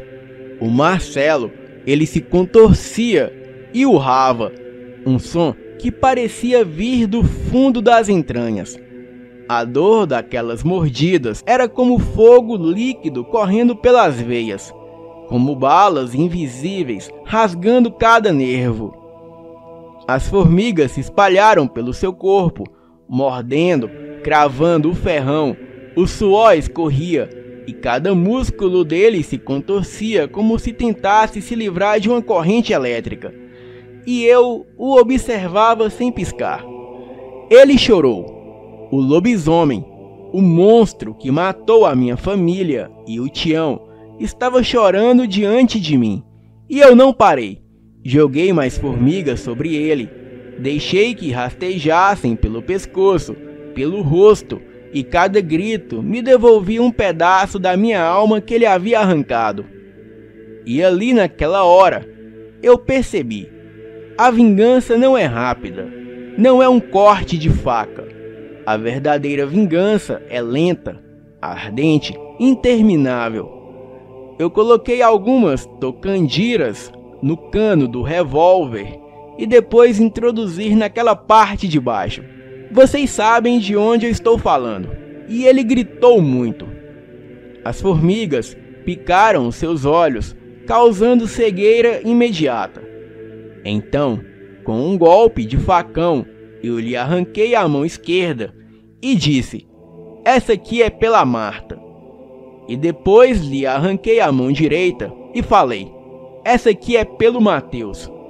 E quando eu levantei o facão para lhe arrancar a cabeça e dizer: "Essa aqui é pelo Tião", escutei passos e vozes. A polícia chegou. Vários policiais apontando armas para mim e gritando para soltar o facão. As pessoas da vila ouviram os tiros de noite vindo da mata, mas só ligaram para a polícia de manhã. A morte do Tião, da Marta e do Mateus, a polícia sabia que foi o Marcelo, pois toda a família do Tião testemunhou contra o Marcelo e testemunharam também em minha defesa. Marcelo, ele foi internado e algemado, mas ele fugiu do hospital na noite seguinte. Eu sei que ele se transformou, mas a polícia com certeza esconde essa informação. Eu tive que pagar pelo crime de justiceira por tentar tirar a vida do Marcelo. Eu peguei 4 anos de prisão, mas só cumpri 2. Eu sei que ele anda por aí, mas um lobisomem sem mãos é um lobisomem indefeso. Hoje Em 2025 eu tenho 46 anos, moro no Paraná e tenho a minha própria academia. Eu desisti de procurar o Marcelo, pois eu sei que agora é ele que me procura. Boa noite. Esse relato aqui, ele me lembra muito o relato, né? Eu não sei se vocês com certeza já devem ter visto aqui no canal, que o lobisomem, ele tira a vida das duas filhas do cara, e esse cara e o capataz, eles fazem uma armadilha que vão atrás desse lobisomem e acaba que captura e mata esse lobisomem. Que na verdade esse lobisomem, ele pretendia matar o pai desse rapaz, né? Só que aí o pai morreu, e quando o pai morreu, ele foi vingar em quem? Ele foi vingar nas netas. E depois que ele matou as duas netas, ele foi atrás do pai. Só que o capataz da fazenda, ele ajudou o rapaz a montar uma armadilha para capturar esse lobisomem. A história é muito interessante. Eu vou deixar até o relato aqui no card aqui em cima e vocês podem dar uma olhada. E o relato de hoje é esse, galera. Não esqueça, por favor, de hypar o vídeo, que tá ajudando muito aí a trazer novos conteúdos. Me seguir no TikTok, tá saindo vídeo novo lá todo dia. As minhas redes sociais estão aqui na descrição do vídeo, inclusive tem o meu Instagram. E se você quiser mandar o seu relato, o e-mail também está aqui na descrição do vídeo, portinari@yahoo.com. Boa noite e até o próximo relato.